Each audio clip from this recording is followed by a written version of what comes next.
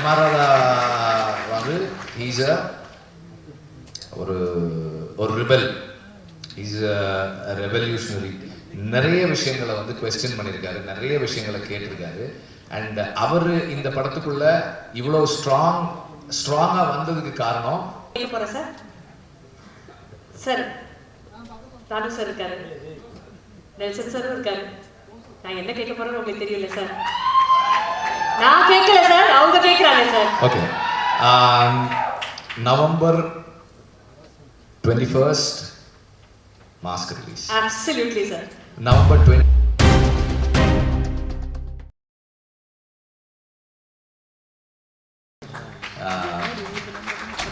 First time வந்து நான் அந்த விடுதலை ஃபர்ஸ்ட் பார்ட் முடிச்சுட்டு வெளியே போயிருந்தேன்.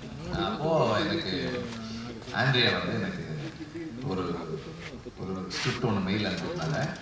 இந்த ஸ்கிரிப்ட் படிச்சுட்டு எப்படி இருக்குன்னு சொல்லுங்கள், ஐ want to produce this. Produce பண்ணுற அளவுக்கு என்ன ஸ்கிரிப்ட் இருக்குது பார்க்கலாம் அப்படின்னா, அந்த ஸ்கிரிப்டில் ஒரு 4-5 மொமெண்ட்ஸ் இருந்தது, ரொம்ப இன்ட்ரெஸ்டிங்கான மொமெண்ட்ஸ் இருந்தது. It's like very unexpected moments, unconventional film moments.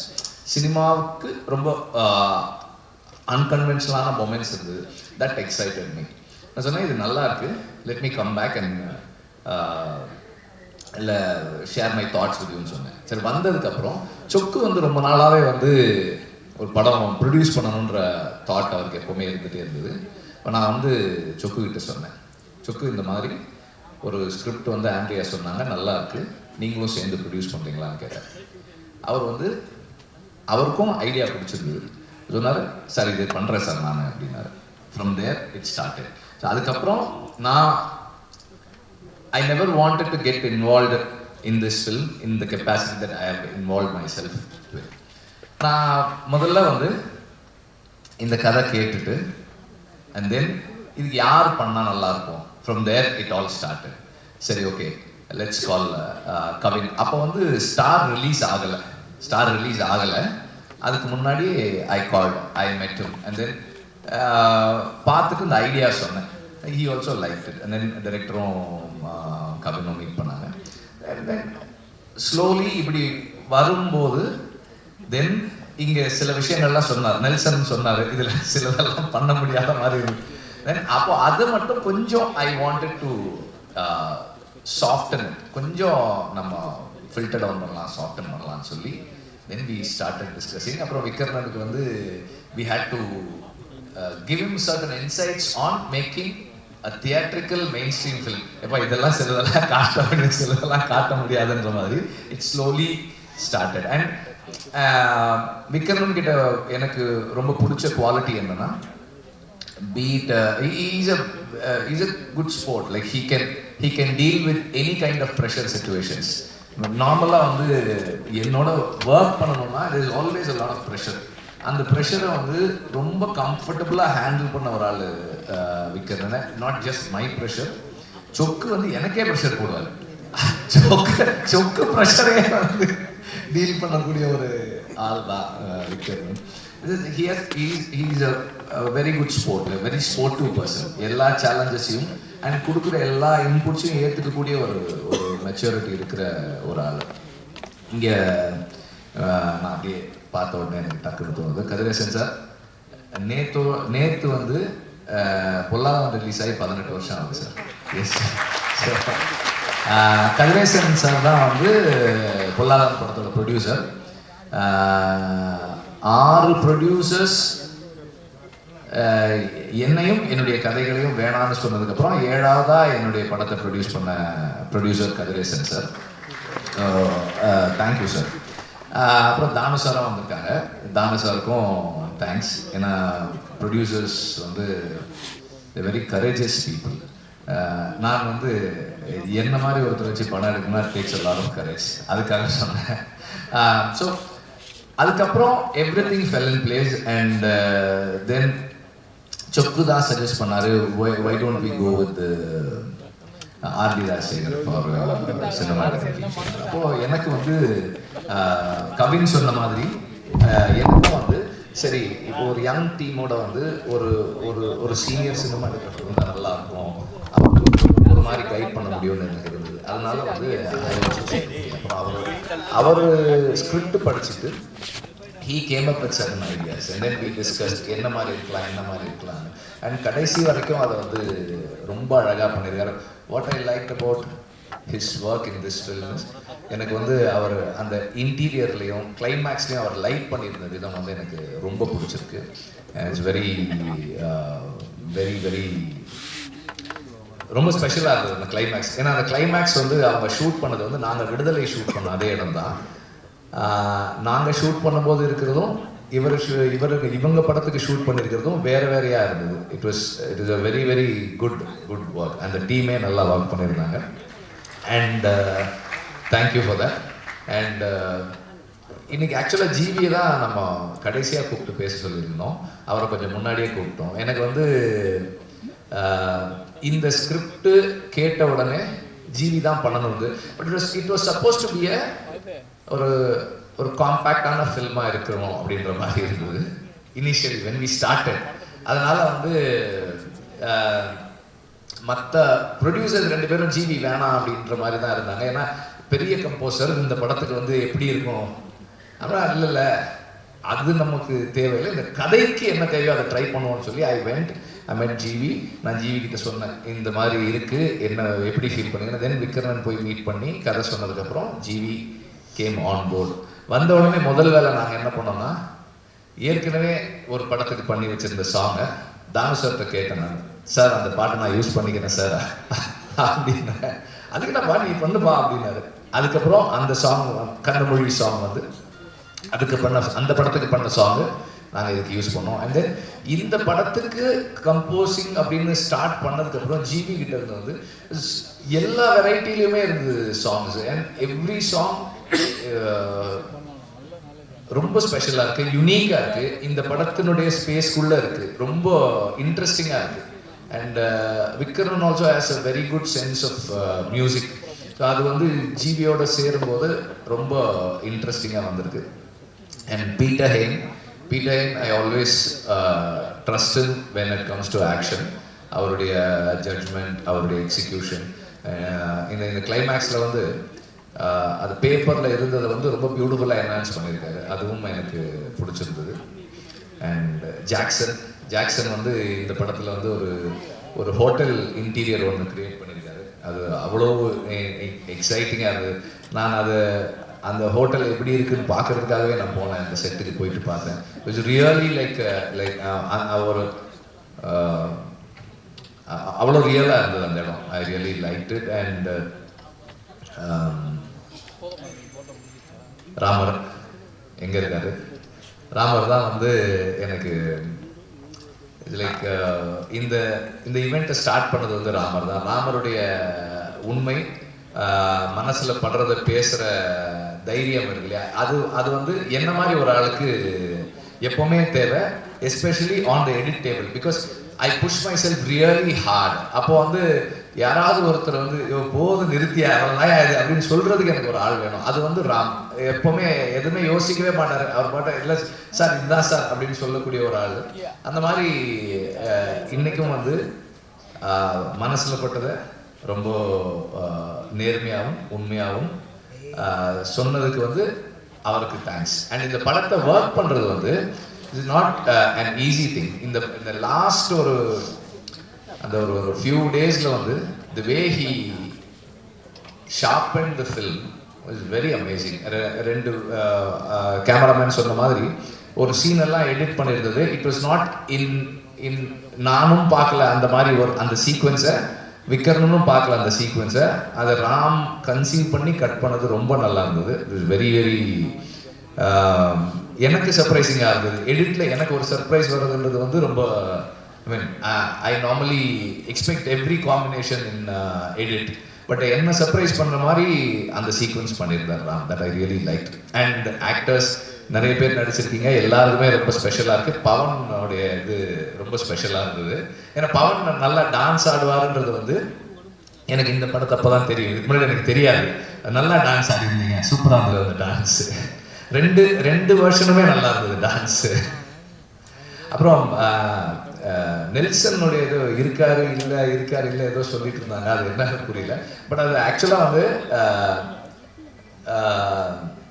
Nelson வந்து இந்த படத்தில் வாய்ஸ் ஓவர் பண்ணியிருக்காரு. அதுதான் வந்து அவங்க அப்படி சொல்லிகிட்டே இருக்காங்க. எனக்கு வந்து நான் ரீசெண்டாக நான் சினிமாவில் நான் பார்த்த ஒரு nice person to connect with Nelson.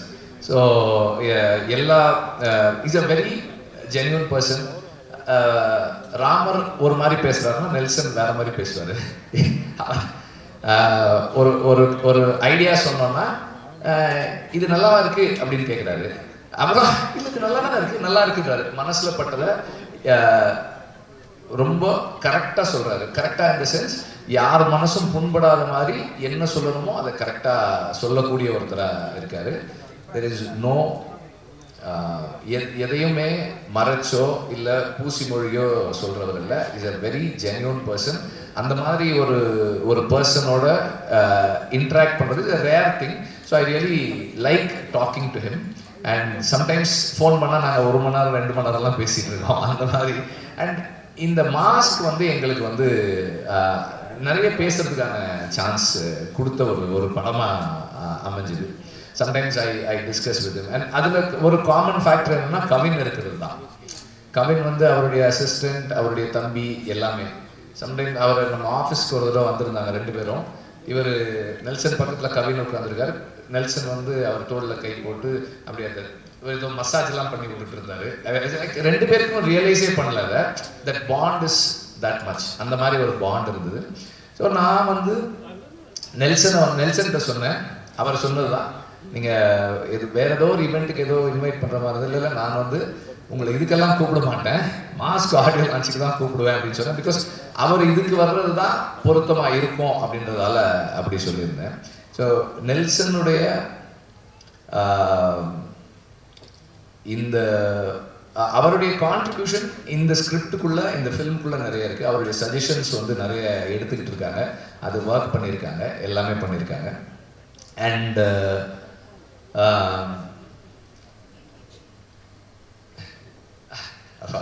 முதல்ல உங்களை பற்றி சொல்றேன். சொக்கலிங்கமும் நானும் வந்து அசிஸ்டன்ட் டைரக்டராக நான் இருக்கும்போது அவர் அசிஸ்டன்ட் மேனேஜர். எனக்கு கோவம் வரும், அவருக்கும் கோவம் வரும், எனக்கு ரொம்ப கோவம் வரும், அவருக்கும் ரொம்ப கோவம் வரும். பயங்கரமாக இருக்கும் ஒர்க் பண்ணுறதுக்கு. நாங்கள் அப்போது அந்த டைமில் காதல் வைரஸ் படத்தில் ஒர்க் பண்ணியிருக்கோம். அதுக்கப்புறம் தொடர்ந்து எல்லா படங்களும் ஆடுகளம்லேருந்து எல்லா படமும் கூட ஒர்க் பண்ணுறாரு. ரொம்ப கமிட்டடாக எடுத்துக்கிட்ட வேலையை முடிக்கணும். ஒரு டைரக்டர் கேட்கும்போது இல்லைன்னு சொல்லக்கூடாதுன்றதுக்காக ஒர்க் பண்ணுற ஒருத்தர். ரொம்ப டெடிக்கேட்டடாக கமிட்டடாக ஒர்க் பண்ணுற ஒரு ஆள். அண்ட் அவர் இந்த படத்தின் மூலமாக ப்ரொடியூசர் ஆகிறது எனக்கு ரொம்ப சந்தோஷம். அதே மாதிரி ஆண்ட்ரியாவும் இந்த படத்தின் மூலமாக ப்ரொடியூசர் ஆகுது எனக்கு ரொம்ப சந்தோஷம். நான் கேட்டேன், உங்களுக்கு எதுக்கு இந்த வேலை, நீங்கள் ப்ரொடியூசராக என்ன பண்ண போகிறீங்க அப்படின்னு. அப்புறம் அதுவும் இந்த ஸ்கிரிப்ட் எதுக்கு, இந்த ஸ்கிரிப்ட் எதுக்கு, ஏன்னா வந்து உங்கள் கேரக்டரில் வந்து கொஞ்சம் நெகட்டிவ் ஷேட் இருக்குது அப்படின்னா அப்போ அவங்க சொன்னாங்க, கொஞ்சம்லாம் இல்லை, இது ப்ராப்பர் நெகட்டிவ் தானே இது, அதனால என்ன இருக்குது. அப்புறம் இது பண்ணால் அப்புறம் இதே மாதிரி ரோல்ஸ் தானே கூப்பிடுவாங்க அப்படின்னு கேட்டேன். இப்போ மட்டும் இப்போ எதுக்கு கூப்பிடுறாங்க, எதுக்கும் கூப்பிடுறது இல்லை, நானே ஒரு படம் ப்ரொடியூஸ் பண்ணுறேன். I really like this film. இந்த ஒர்க் எனக்கு பிடிச்சிருக்கு. இது வந்து I feel this is commercial. அதனால் நான் இதை I want to take the risk with this ஃபில்ம்னு சொல்லி சொன்னாங்க. சரி, ஓகே. ஸோ அந்த மாதிரி இவங்க 2 பேருக்குமே வந்து இந்த படம் ஒரு சக்ஸஸ்ஃபுல் ஃபில்மாக அமையணும்னு நான் விரும்புகிறேன். And there are a lot of people, எனக்கு வந்து ஃப்ளோவில் ஞாபகம் வரல. அசார், ஐ really like your work. Because அதாவது ஒரு டைரக்டராக இதை எப்படி சொல்கிறதுன்னு எனக்கு தெரியல, ஆனால் ஒரு ப்ரொடியூசராக எனக்கு ரொம்ப பிடிச்சிருந்தது. ஒரே நாளில், அதாவது 5 நாள் ரிஹர்ஸ் பண்ணி ஒரே நாளில் ஷூட் பண்ணி முடிச்சு கொடுத்துட்டீங்க. 2 சாங் 2 நாளில் முடிச்சிருக்காங்க. I'm not just saying that 2 நாள் ஒரு நாளில் எடுத்தாங்கன்றதுக்காக இல்லை, அந்த டைம்குள்ளே என்ன குவாலிட்டி கொடுத்தாங்கன்றது தான் அந்த அப்ரிசியேஷனுக்கான reason. Not just the time, அந்த குறிப்பிட்ட டைம்குள்ளே நல்லா பண்ணியிருக்கீங்க. அண்ட் தென் எல்லா நடிகர்களும் அப்படியே பேனிங்லேயே வர அவன் வினோத் நல்லா பண்ணியிருந்தான். அண்ட் ரமேஷும் நல்லா பண்ணியிருந்தாரு. சரி எல்லாம் நல்லா பண்ணியிருந்தாங்க. அப்புறம்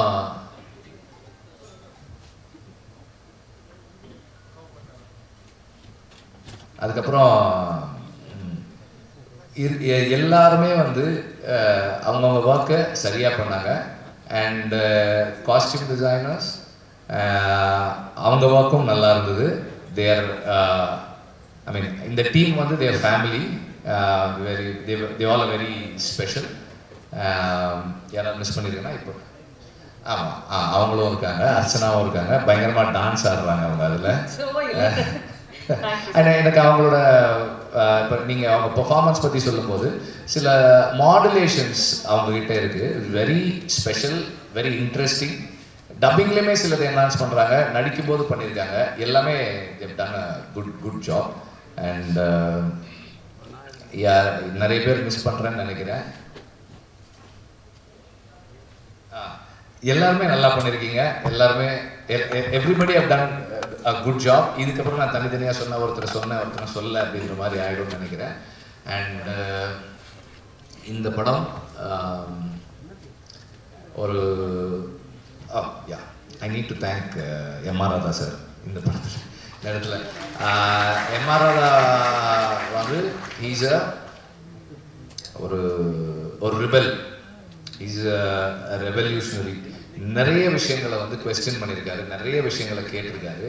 அண்ட் அவர் இந்த படத்துக்குள்ள இவ்வளோ ஸ்ட்ராங்காக வந்ததுக்கு காரணம் அது யார் எப்படின்னு சொல்லணும்னு தெரியல. ஏன்னா ஒரிஜினலாக விக்ரம் ஐடியா வந்து நாலஞ்சு நடிகர்களுடைய மாஸ்க் இருக்குன்ற மாதிரி தான் இருந்தது. கடைசியில் அது வந்து it just got fixed with MR. Radha sir mask. நான் வந்து ராதாரவி சாருக்கு இந்த படம் ஸ்டார்ட் பண்ணுறதுக்கு முன்னாடி அவருக்கு கேட்டேன், சார் இந்த மாதிரி சார் யூஸ் பண்ண போகிறோம், எங்கள் ஐயாவை வந்து தப்பாக காட்டுவீங்களா? இல்லை சார் அப்படிலாம் இல்லை சார் அப்படின்னு. சரி அப்படின்னா வந்து யூ கேன் யூஸ் அப்படின்னு சொல்லி சொன்னாங்க. இந்த படத்தினுடைய the soul of the film is what M R. Radha's art stood for. அவர் வந்து எதை அவருடைய கலையின் மூலமாக பேசினாரோ அதுதான் இந்த படத்தினுடைய ஆன்மாவாக இருக்கிறது. It is the voice of the oppressed. அவங்களுடைய கேட்காதவர்களுடைய குரல் தான் இந்த படத்தினுடைய சோல். அதுக்கு மேலே என்னென்னவோ இருந்தாலும் இப்போ விக்ரமன் சொன்ன அந்த கேரக்டர், இந்த 2 கேரக்டர்ஸ், கவின் பிளே பண்ணுற கேரக்டர், ஆண்ட்ரியா பிளே பண்ணுற கேரக்டர், ருஹானி பிளே பண்ணுற கேரக்டர், ருஹானியோட ஹஸ்பண்ட் பிளே பண்ணுற கேரக்டர், என்ன இருந்தாலும் அதோட சோல் வந்து is about the voiceless. And அந்த கடைசி பாடலில் வந்த கேட்ட அந்த வரிகள் தான், அடங்கு என்பார்கள் விலங்குகள் உடைத்து தடைகளை தகர்த்து வென்று வா வெற்றி வீரனே. அதுதான் இந்த படம். தேங்க்யூ. தானு சார் இருக்காரு, நெல்சன் சாரும் இருக்காரு. நான் என்ன கேட்க போறேன்னு உங்களுக்கு தெரியல சார். நான் கேட்கல சார், அவங்க கேட்கறாங்க sir. Okay. November 21st mask release. Absolutely sir. November 24th அரசன் ஸ்டார்ட் பண்றோம். ஓகே சார், இந்த அப்டேட் எங்களுக்கு போதும் சார். இந்த அழகிய தருணத்துல இந்த அழகான விழாக்கு வருகை தந்த உங்கள் அனைவரையும் thank you. Please make Mask a huge hit November 24th.